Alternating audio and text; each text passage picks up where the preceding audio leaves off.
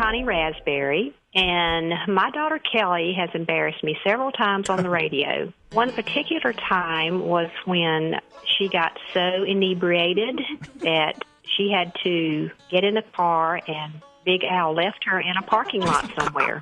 Next to the hot dog vendor. So I think she's really more upset with you. I didn't leave her. I told No, her you left me. You told the hot dog vendor to keep an eye on He seemed her. like a straight up guy. Yeah. I had just broken up for the 50th time with Freddie. Yeah. And so we all went out and we were partying, and Al shows up, and every time I turned around, somebody had an apple martini in my hand. I could not get away from them. Were you roofied? No. This was flat out That was the apple one martini. time you weren't roofied. She was And martinied. before I knew it, I turned around and I said, Al, I need to lie down right now. Hey now. And so he walked me to my car, parked across the street in the industrial artsy section of town where it's like warehouses. Yeah. And That's it's the right thing to do. She's so drunk she can't stand. Walk her to her car. Yeah, give her So keys. There you He go. put me in the car. That was We my leaned car, I the think. seat back, and he locked the doors. He was trying some I'm stuff. asleep. I'm done now. Yeah. Unbeknownst to me, he tells the hot dog vendor behind the car, keep an eye on her. Yeah.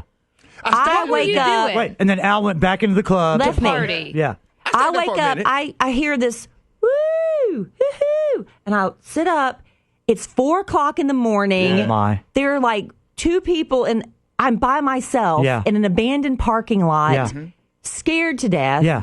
Don't know Where's how you Al? got there. Where's Well, Al? I'm was in gone. that No, Kelly. everybody is Oh, gone. he found a better option at the bar when he Yeah. went back in.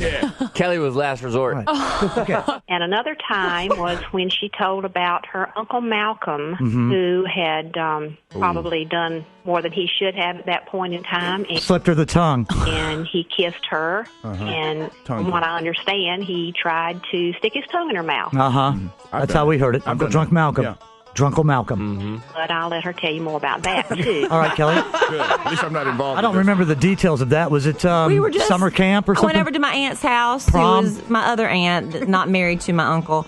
And we were just, everybody was, hey, how you doing? I haven't seen you in a long time. And you know how you go up to kiss your relatives? We yeah. do the kiss cheek. All right, I'll be Malcolm. So we go up to do the kiss cheeks, hey. Uncle Drunk And at the now. last second, Kellie Rasberry. no. Come here, darling. My mother says every time I tell the story, she just cringes because she knows family's listening. Pucker up, baby. So he turns to get me right in the mouth, and then he sticks his tongue. And I was like, Yeah. you know, one of those darted things. I was like, Did it taste like bourbon? I don't remember what. I was like, ew. Yeah. How old My were uncle you? drunk mouth. I was a young adult. I was probably maybe 20. I don't know.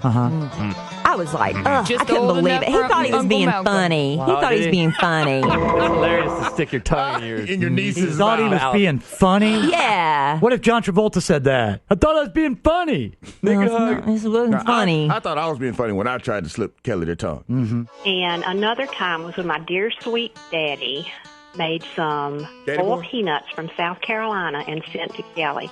And of course, they all thought that was very strange and weird and started laughing about it. And he felt so bad that he cried. Because we made fun of boiled peanuts. You guys. Because you were making fun of boiled peanuts and the way he talked. This is South Carolina. We do it in a different way. We're Southern people. And I didn't know that my granddaddy Earl had cried until I went home. Oh, we made That's you terrible. And I I'm asked Granddaddy sorry. Earl, I said, you know, everybody loves talking to you on the show. And Yeah. he got tears in his eyes. And he said, I don't want you to call me anymore.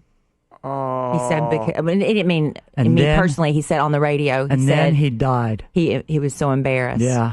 How long ago was that? You know what a punch in the gut that was? He's dead? Yeah, he died. Yeah. He had cancer and he hung on and died the day after my wedding. He hung on. Yeah. So I get married The only next person day. there that could have saved him, unfortunately, with mouth to mouth was Uncle Drunk Malcolm. The next day I found out my granddaddy died and I had to fly home for a funeral. The day after I got married. You guys made him cry. Way to go, guys. I love Way to boiled go, kid. peanuts. So No, you yeah, that's don't. a painful I'm sorry. thing to have your grandfather tell you that you embarrassed him so badly Embarrassed him to death. that he He cried. just misunderstood. We weren't like making fun of him He at thought all. he had the It's just a cutest boiled Southern peanut. accent, and he's talking about, well, Sometimes you can eat the shell. You know, if it's soft enough, you can eat the shell. If it boils down enough. They're so cold and slimy. He went on to talk about the wart talker and all kinds of. No, Yeah, I mean, that was a different. You're confusing stories. Okay, all right. When you tell about some of your party antics and difficulty getting home and all your things around your parties, that kind of embarrasses me. I don't want to tell anybody at church to listen to you on the radio. And that's about all I can think of right now. I don't want to tell anybody at church to listen. I'm sitting there listening. I'm going. Connie, can I jump in here? This is Jerry Rasberry. Hey, Mr. Raspberry. This is the day the Lord This is the day the Lord has made. Let us rejoice and be glad in it. Okay. I just want to add in one thing. Your mother and I are very, very hesitant to just pop over to your house, Kelly, because there'll be a big old Trebos tour bus parked out front. We never know what's going on in there. And, you know, I've heard the phrase that this bus is a rockin', don't come a knockin'. So I just hope that you're in there writing songs or playing music or learning how to play the saw or something. Yeah, something. Yeah. All right, you've embarrassed the hell out of your mother and me. Goodbye, Kelly. Daddy, I can't believe your language. No, but my mother said that. She's like, I don't even want to tell my friends at church to listen. I'm like, wow. Oh, no. So bad. It was so bad. It's like when your parents tell you something, it hurts you on a whole nother level. You know, if they tell you something like that, I'm like, oh. I made my granddaddy cry, Al. That's terrible. I know. Kid Craddock in the morning.